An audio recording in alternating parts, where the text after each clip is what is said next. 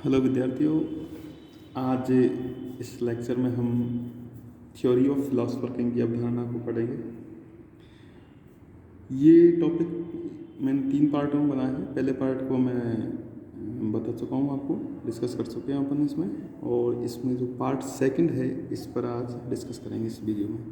यह लेक्चर आप political philosophy और पॉलिटिकल साइंस दोनों में समान रूप से महत्वपूर्ण है, और प्लेटो की जो बुक है रिपब्लिक उस पर यह आधारित है। इस लेक्चर में हम देखेंगे दार्शनिक राजा बनाने की प्रक्रिया क्या है और दार्शनिक शासक पर कौन कौन से प्रतिबंध हैं। ये 2 टॉपिकों का अध्ययन करेंगे हम।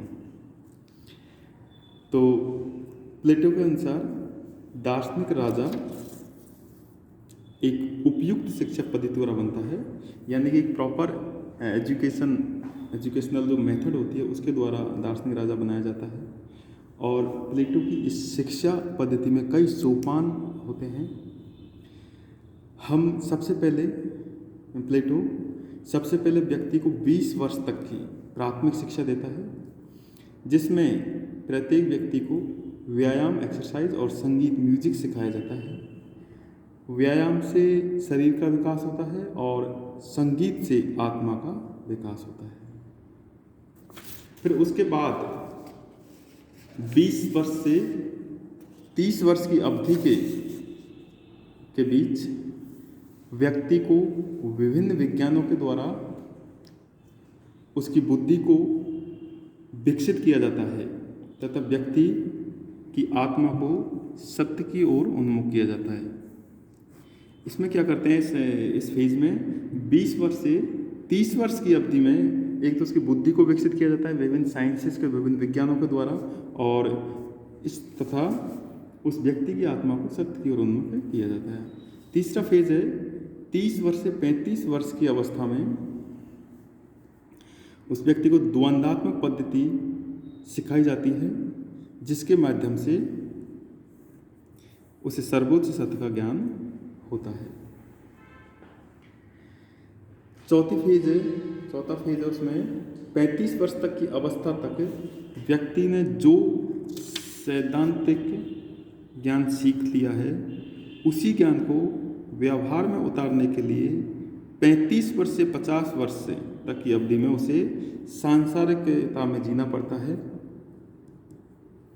अर्थात सांसारिक पाठशाला में व्यक्ति को उतरना पड़ता है ताकि भविष्य में शासक बनने पर वह व्यक्ति भ्रष्ट और स्वार्थी न बने।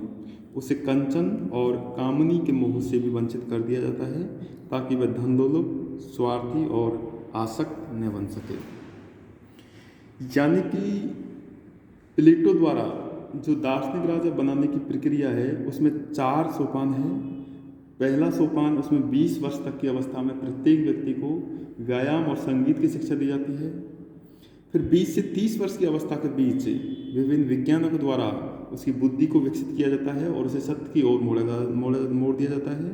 फिर 30 से 35 वर्ष की अवस्था में उसे द्वंद्वात्मक पद्धति सिखाई जाती है, जिसके माध्यम से उसे सर्वोच्च सत्य का ज्ञान होता है। फिर 35 वर्ष की अवस्था तक व्यक्ति ने जो सैद्धांतिक ज्ञान सीख लिया है उसी ज्ञान को व्यवहार में उतारने के लिए 35 वर्ष से 50 वर्ष तक की अवधि में उसे सांसारिकता में जीना पड़ता है। यानी कि चौथे फेज में 35 से लेकर 50 वर्ष तक की अवधि में उसने अब तक जो सैद्धांतिक ज्ञान सीखा है उसको व्यवहार में लागू करना होता है, ताकि जब विपरीत परिस्थिति आए तो वह एक तरह से भ्रष्ट और स्वार्थी न रहे। इस प्रकार इन सभी सोपानों के गुजरने पर ही दार्शनिक राजा के निर्माण की प्रक्रिया पूरी होती है। यानी कितने सोपान हैं? 4 सोपान है ये। अब अगला है इसमें कि दार्शनिक राजा होता है प्लेटो के अनुसार, उस पर क्या प्रतिबंध होते हैं, या वो एक तरह से पूर्णतः अमर्यादित होता है, उसमें कोई प्रतिबंध नहीं होता, वो अपनी मर्जी से सब कुछ कर सकता है। ये देखेंगे हम। तो प्लेटो का दार्शनिक राजा पूर्णतः अमर्यादित होता है, क्योंकि वह जनता के द्वारा चुना नहीं जाता है, बल्कि इसलिए वह जनता के प्रति उत्तरदायी भी नहीं होता। वह रीति रिवाज, लोकमत और कानून आदि से भी स्वतंत्र होता है। फिर भी दार्शनिक राजा पर निम्न कारकों द्वारा प्रतिबंध लगता है। यानी कि प्लेटो दार्शनिक राजा पर 4 तरह के प्रतिबंध लगाता है। फर्स्ट है, प्लेटो के दार्शनिक राजा को अपने राज्य में निरंतर संपत्ति और निर्धनता आदि पर ध्यान देना पड़ता है, क्योंकि धन और गरीबी का अनुपात बिगड़ने पर आदर्श राज्य कमजोर होता है। तो पहली कंडीशन, पहला प्रतिबंध क्या हो गया कि प्लेटो के जो दार्शनिक राजा है उसे संपत्ति और गरीबी पर, निर्धनता पर बहुत ध्यान देना पड़ता है, क्योंकि यदि इनका अनुपात बिगड़ गया तो आदर्श राज्य वो कमजोर हो जाएगा और पूरी सिस्टम और एक तरह से पूरी व्यवस्था खराब हो जाएगी।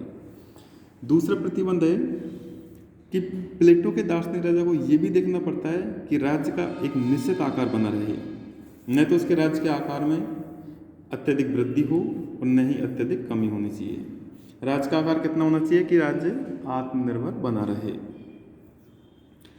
प्लेटो के दार्शनिक राजा का यह कर्तव्य भी है कि वह अपने राज्य में न्याय की स्थिति को बनाए रखे, मेंटेन करे, और राज्य के तीनों वर्ग अपने अपने कार्य का पालन करता रहे। ये भी बहुत इम्पोर्टेंट प्रतिबंध है दार्शनिक राजा पर। और इसका जो चौथा प्रतिबंध है वो ये है कि प्लेटो के दार्शनिक राजा पर यह भी प्रतिबंध है कि अपने राज्य में उसे अपनी उपयुक्त शिक्षा पद्धति में कोई परिवर्तन नहीं करना चाहिए। यानी कि दार्शनिक राजा द्वारा अपनी जो शिक्षा पद्धति है राज्य को दी जा रही है, राज्य के माध्यम से दी जा रही है, उसमें कोई परिवर्तन नहीं होना चाहिए। तो यानी कि 4 प्रतिबंध है। पहला है कि जो राजा है उससे संपत्ति और निर्धनता, गरीबी पर ध्यान देना चाहिए ताकि आदर्श राज्य की स्थिति हमेशा बनी रहे। दूसरा प्रतिबंध यह है कि राज्य का एक निश्चित आकार उसे बनाए रखना पड़ता है, उसमें उसके आकार में अत्यधिक वृद्धि भी नहीं होती और अत्यधिक कमी भी नहीं होती, और इतनी वृद्धि, उसका आकार इतना बना रहता है कि राज्य एक तरह आत्मनिर्भर बना रहे। प्लेटो का दार्शनिक राजा पर यह भी प्रतिबंध है कि वह अपने राज्य में न्यायिक स्थिति को मेंटेन करेगा। और चौथा जो प्रतिबंध है वो ये है कि अपने राज्य में प्रचलित शिक्षा पद्धति में वह कोई परिवर्तन नहीं कर सकता। इस प्रकार प्लेटो स्वतंत्र विवेक के महत्व को स्वीकार करता है। दार्शनिक राजा पर उपयुक्त 4 तरह की व्यवस्था प्रतिबंध लगाती है, इसलिए वह पूरी तरह निरंकुश नहीं होकर कैसा होता है, मर्यादित होता है। तो आज के इस वीडियो में इतना ही। Thank you so much.